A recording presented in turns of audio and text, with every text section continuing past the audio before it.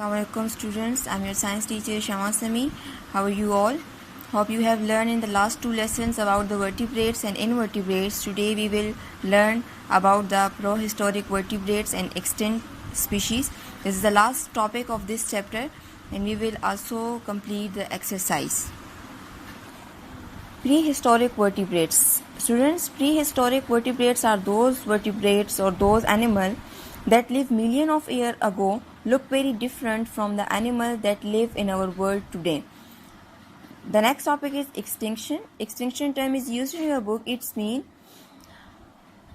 extinction is considered to be the death of last individual of the species. About 65 million years ago, a giant reptiles died and become extinct.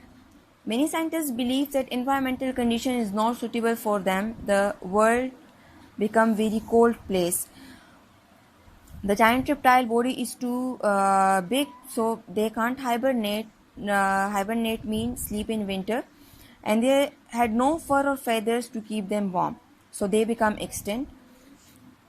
Scientists know about their bodies by examining fossils. What is the word fossil mean? Skeleton or impression formed by the crushed bodies of dead animals in a very old rocks. Look at, remember and understand. Complete the tables by putting a tick or cross into each space. Students, some features are given in your books and the group of vertebrates are also given to you. You will search that the member of these group having these features or not. If they have, put the tick mark. If they have not, put cross. The first one is backbone. All these are the vertebrate groups, so all have a backbone. Put tick into each space. Fins. Fish have fins. Are amphibians, reptiles, birds, mammals having no fins. Scales. The body of amphibians having no scale, and the body of mammals having no scale. Reptiles, birds, and fishes have scale on their body. Lay eggs. Fish, amphibian, reptile, and birds lay eggs. Mammal give birth to their babies.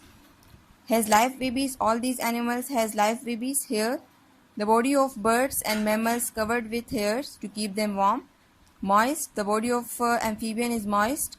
Feathers. Only bird have feathers. Gills. Fishes have gills. Amphibian have gills in the early stages of their life cycle. Lungs. Amphibians. The adult amphibians having lungs. Reptiles, birds, and mammals also have lungs. Brain teaser on page number 12. State which group each of the following animals belongs to. Okay, students, take a small piece of paper. Make two columns, vertebrates and invertebrates. For example, the mouse belongs to a vertebrates group, so write it in a vertebrate column. The earthworm belongs to a invertebrate group, so write it in a invertebrate column. When you complete the whole task, staple it in your books. Exercise 1 on page number 11. Choose the correct answer. Scientists who study living things are called biologists. Dividing living things into groups is called classification. The two main group division of living things are plants and animals. Skeleton or impression formed by the crushed bodies of dead animals in a very old rocks are called fossils. Second question, sort these animals into given classes. Classes given to you: fish, amphibians, reptiles, birds, and mammals. Frog, seahorse, snake, toad, ostrich, lizard, rabbit, sparrow, salmon, tiger. You will classify all these into the groups. Salmon and seahorse belong to a fish category. Toad and frogs belong to amphibians. Snake and lizard are the member of reptiles. Ostrich and sparrows are the member of birds.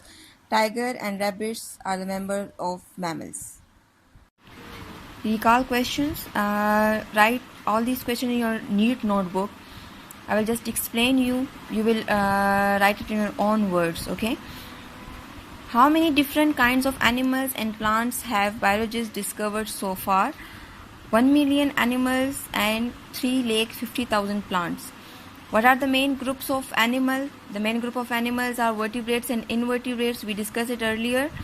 What classification group do the following belongs to? Frog, turtle and rabbits.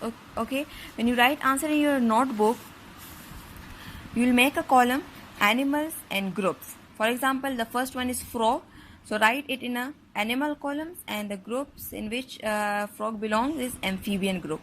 Okay, the second part, give one feature that insect, crabs, spider and centipedes have in common. All these are arthropods.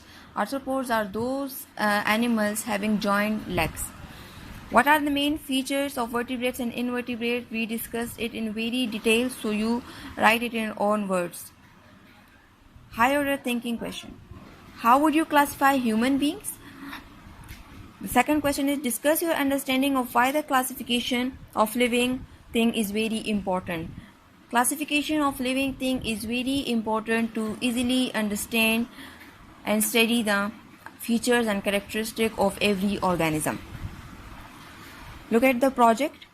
Collect as many pictures as you can of different kinds of animals from the old magazine and newspaper, and classify the animals collected into the group given below.